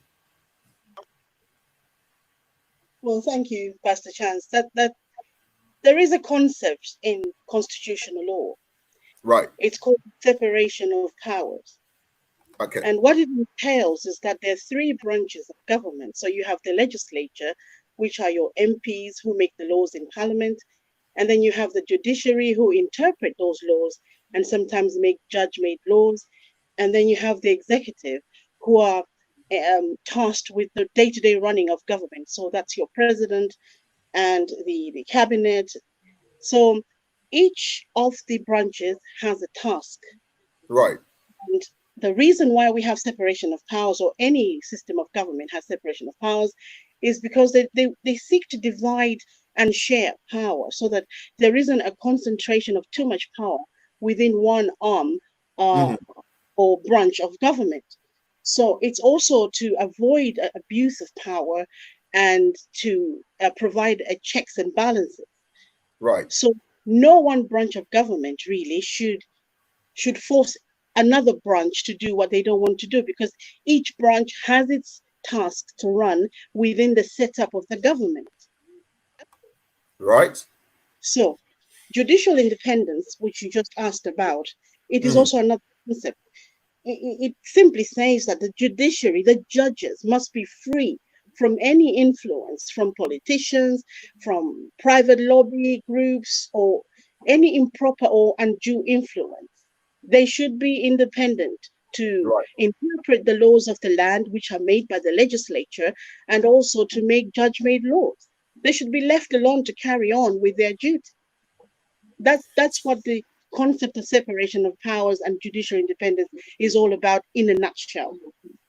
So, to be honest, then we should be saying that what was happening is illegal. Can we call it that way?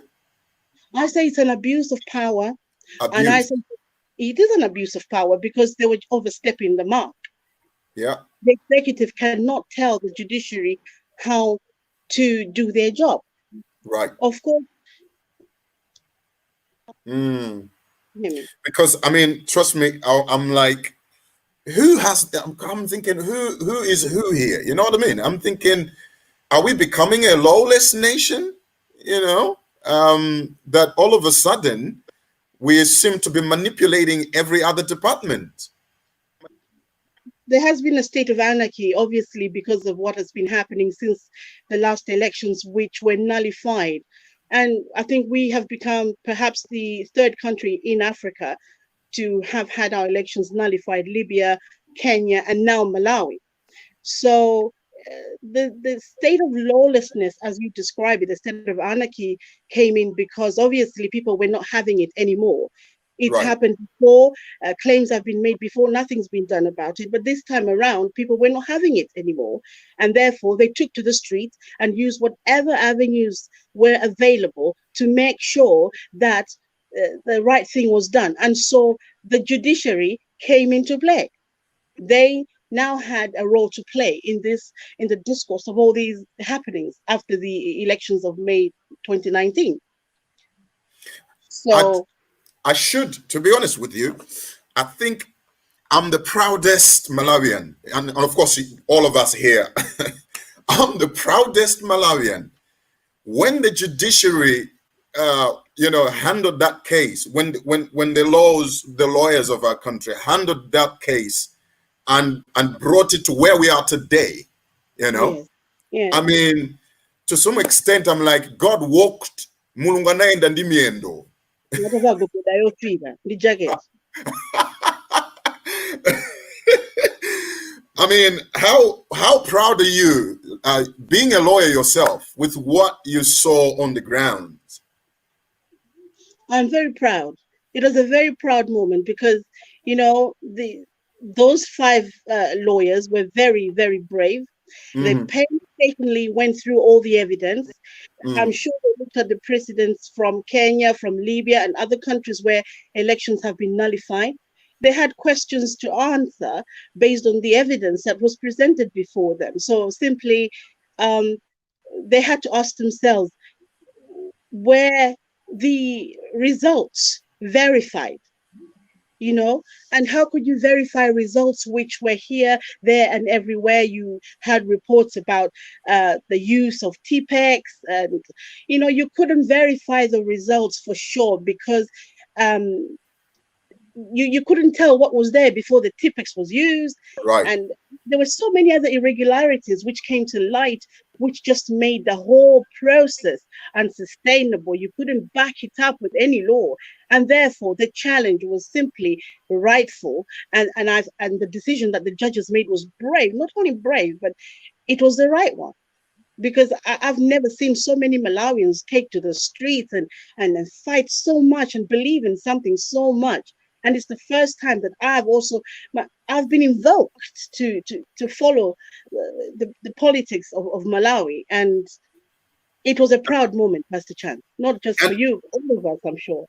And in fact, just like I'm saying, you know, all of us are proud about that moment. Do you know, I feel like we need more voices to say, leave our judiciary alone. Do you understand?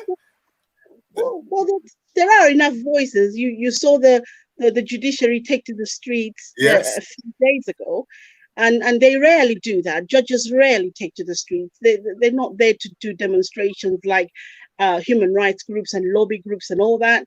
But for them to take to the streets, enough was enough. Yeah. You know, it was simply a clear message saying, hands off the judiciary. You know, judicial independence is important. You have your role to play. You're the executive. You're tasked with the day-to-day running of the government, formulating policies. You know, the president and the cabinet leave us alone to interpret the laws which are made by the parliament and also to make judge-made laws.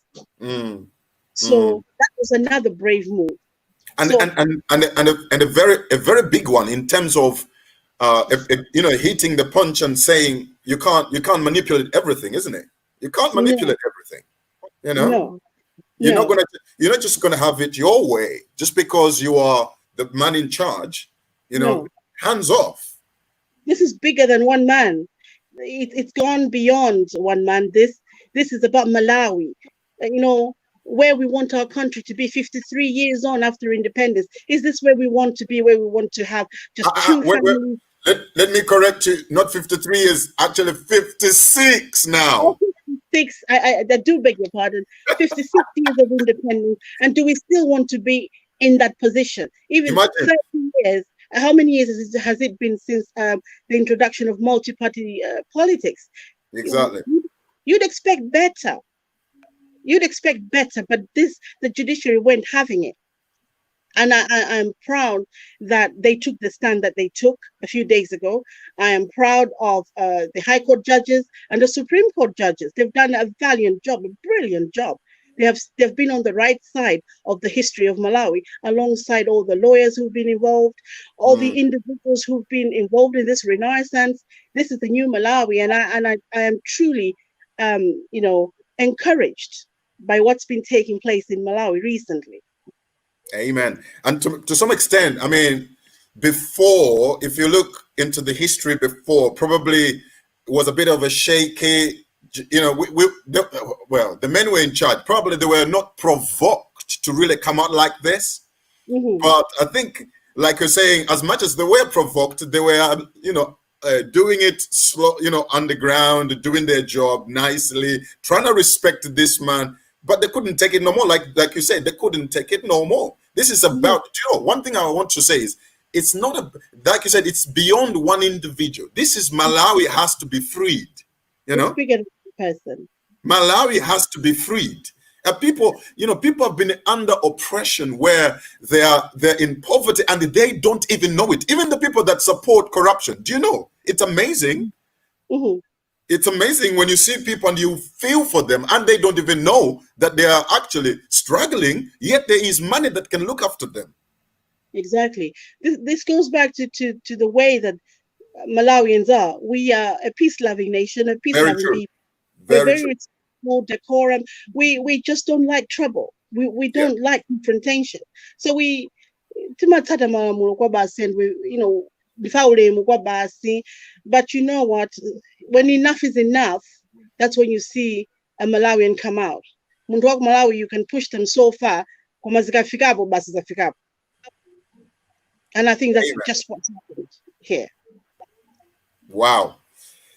Listen, I think I wanted again to say in all this, thanks to the prayers of the righteous, thanks to our God, you know, for making our leaders, our judiciaries brave, our judges to stand up and say, Yeah. we will stand up for. Do you know, Ellen, one of the things I really wanted, again, we don't have much time, but you know, I wish Dr. Chimpango was here with you, and I'm hoping we can do a better one. I think Monday, I'm going to make it special Monday. So everybody on here, Monday, we're going to talk about this. We're going to go deeper and pray for our judiciary. You know, okay, people have been praying about this, but you know, on this broadcast, I'm going to come special Monday. We talk about, you know, this again. You know, the impact it has had, you know, it's in being the instrument by which God has used to make this nation realize enough is enough. Because listen, you remember that, you know, during the court days, you know, when Chidima and Chikwera went to the courts, you remember what transpired? Bribery was due to happen, and but then it takes somebody brave. I mean, we're not talking small money. We're not talking £2,000. We're talking about what? Almost 20 million pounds or 20,000, isn't it? But they turned it down and they stood for what they believe in. They stood for the law, and the law. Whatever happens, going forward, Malawi will never be the same. Never be the same. The conversation has been changed, and people know their rights, and people know exactly what they're entitled to. And I think things will never be the same. Change has come to Malawi. Amen. Regardless of what happens on Tuesday, Wednesday, Thursday, I do believe that Malawi will never be the same. Malawians will never be the same. Perfect. Listen, I'll have to let you go. Tikale, now, can you say something? Can you hear us?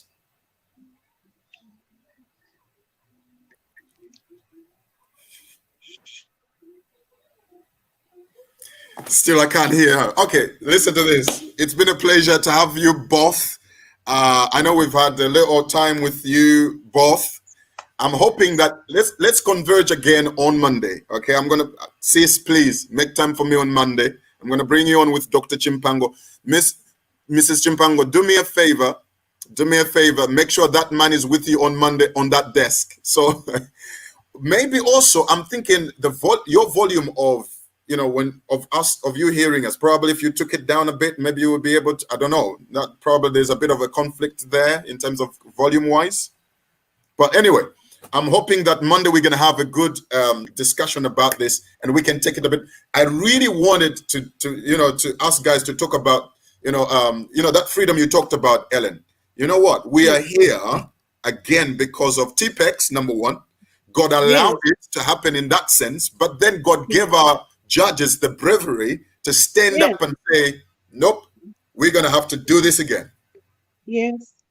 And so I'm tickled. I can chat with you all night long, but let's leave it here for today. Thank you so much. God bless you for accepting. And I know I had to pull you out from somewhere, but hey, thank you for accepting the invitation to come on. Mrs. Chimpango, apologies to the man there, but we hope we will link up proper. For the people, listen, the likes of Kachiza, Aaron, Christian Wedege, Gladys, all your comments and everything else. Listen, we're gonna converge again on Monday. So Monday, we're gonna converge at 7 p.m. We're gonna talk about this again. Monday's gonna be 7 p.m., not 5 p.m. So we'll have ample time to prepare and come on together. We're gonna have Ellen. We're gonna have Dr. Chimpango. We're gonna have Mrs. Chimpango, because we didn't hear you much talk. And I would love to have a bit more. I want to be surrounded by more females in terms of, have your say. Let's, it's a day before the election on Tuesday. Come on. Let's continue to pray. Let's continue to speak. May I speak to the people on the ground, like all the pastors have said. This is not a time of games. This is a reality. We are deciding for the future of our nation. We're deciding for the peace and the freedom that we have all longed for and desired. We are right in the birthing room. and we need to be wise enough to do the right thing. One of the things that also transpired, Ellen, that probably you could have probably even had a say about this, is monitors being bought, on the ground. There's a clip that is so real. This lady saying, my friend called me that she was called. She's one of the monitors. She was rung by the top bosses, top officials, to say we're going to offer you 2 million kwacha. Now listen to me again. I want to say it in summarizing this, and I know, Ellen, you could say something about this probably, but listen to this. It broke my heart, but also at the same time, I looked at a Malawian, a poor Malawian who wants good of his nation or her nation. The problem she has is she needs money to feed herself, but at the same time, she wants the freedom from the bondage of corruption. And here is something that we need to balance. Do you know what I would say today? You can disregard, you can call me names and say whatever you want, but I'm going to say it this way. If the temptation to eat the money is too much, eat the money. But when you are in there, stand up for the righteousness. Stand up and do the right thing. So I'm going to say to the monitors on the ground, if the temptation is too big over you, you and God can talk later. But I'm going to say to you, you need to do the right thing and stand up. But the truth is, when you are there, stand your guard. They can't kill you. They cannot accuse you. In fact, you would be a very good witness to say, Nalandra Ndalama, but I had to stand up for my righteous vote. And I'm asking every monitor, if you can hear me, share with the people on the ground. We've heard of this is true. The big wigs are calling people. They have the names of the monitors, Ellen. It's sad to hear that somebody is calling the monitors and saying, do this, we're going to pay you so much. And listen to me again. A judge maybe could resist it. He earns better monies. Let's not be twisted here. We know it very well, and our judges, of course, as much as they would want probably to have fallen into the trap, thank God that God stepped in and they stood up against the injustice. But there's someone who's poor on the ground who looks at 2,000 pounds or 2 million Malawi kwacha and looks at, feeding his belly, So we understand you want to feed, but I ask you one thing. When you are on the day of election, please, this is between you and God, okay? This is between you and God. All we want to know is you stood for the right thing. Protect your vote. You cannot manipulate the people's vote. You cannot do something to devalue what people have valued. So it is important that every monitor on the ground, this lady says, I may not mention the name, but it's big people really. Akuzidziwa and akudziwa maina ama monitors. So that's the message I want to say to every monitor. Please make sure you protect the vote of a poor Malawian. But this is for everyone. Look at this. When you manipulate this, you have costed the lives of billions or millions of Malawians. And this is at stake. We need to protect our vote at all costs. Ellen. Yeah, that is entirely true. I mean, what does it benefit a man to have 2 million kwacha, which will be spent within a month or two, and then you have a whole 5 years, 10 years ahead of poverty, abstract poverty and suffering amongst the people. I mean, come on, Pastor Chance. In this day and age, I mean, for me, in my simplistic mind, I think, okay, we've got, 28 or 32 districts. Mm-hmm. If all the money that's been plundered was shared equally amongst the 32, between the DC and the MPs of each region, you could build, housing blocks and flats like for each village, have running water, solar electricity for all the villages. Imagine. They don't have to live open and sapa, don't know much. In this day and age, resources in these years could have been shared equally amongst the district commissioners and the MPs and the councillors could work together, even like a competition to say, okay, how many boreholes, how many houses are we building? Flats. We can have those nice little houses like in every. We can. It is doable. But look where we are, 56 years on, and look where we are. Look where we are. It's sad. It's heartbreaking. Change is here. Senator is going to get 2 million for the sake of Zigo. Akumbugira Yudas is almost chitikira adaja 30 shillings each. That's it. Swallowed by his own guilt. This is it. And we are saying it again. Listen, prayers have gone up. To those monitors who think they can do, there are some who did say, fine, we don't know you. But guilt killed a man called Judas. Yeah. And we are not prophesying doom and gloom on you. We pray that God is going to help you out. But we're asking you to do the right thing when you stand up in that place. Yes, that's all. That's all we're asking. That's all.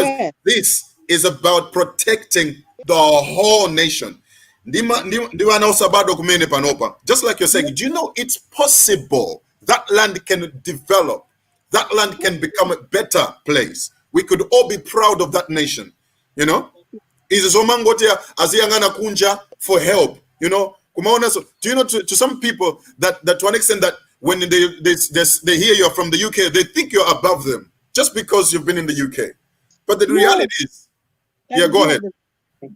That's not the reality, because you see, where our presence can't reach, our finances have been reaching. Oh, that's the chance. All right. My other appointment has just started. I'm really sorry. I'll have to love Bless you. you. Thank you so much. I have to let you both go. Thank you so much. Thank you, Ellen. Bless you. Thank you, Mrs. Chimpango. Guys, I've got to go. Thank you so much for joining us tonight. Bless you. Thank you. Bye-bye. All right. Bye-bye.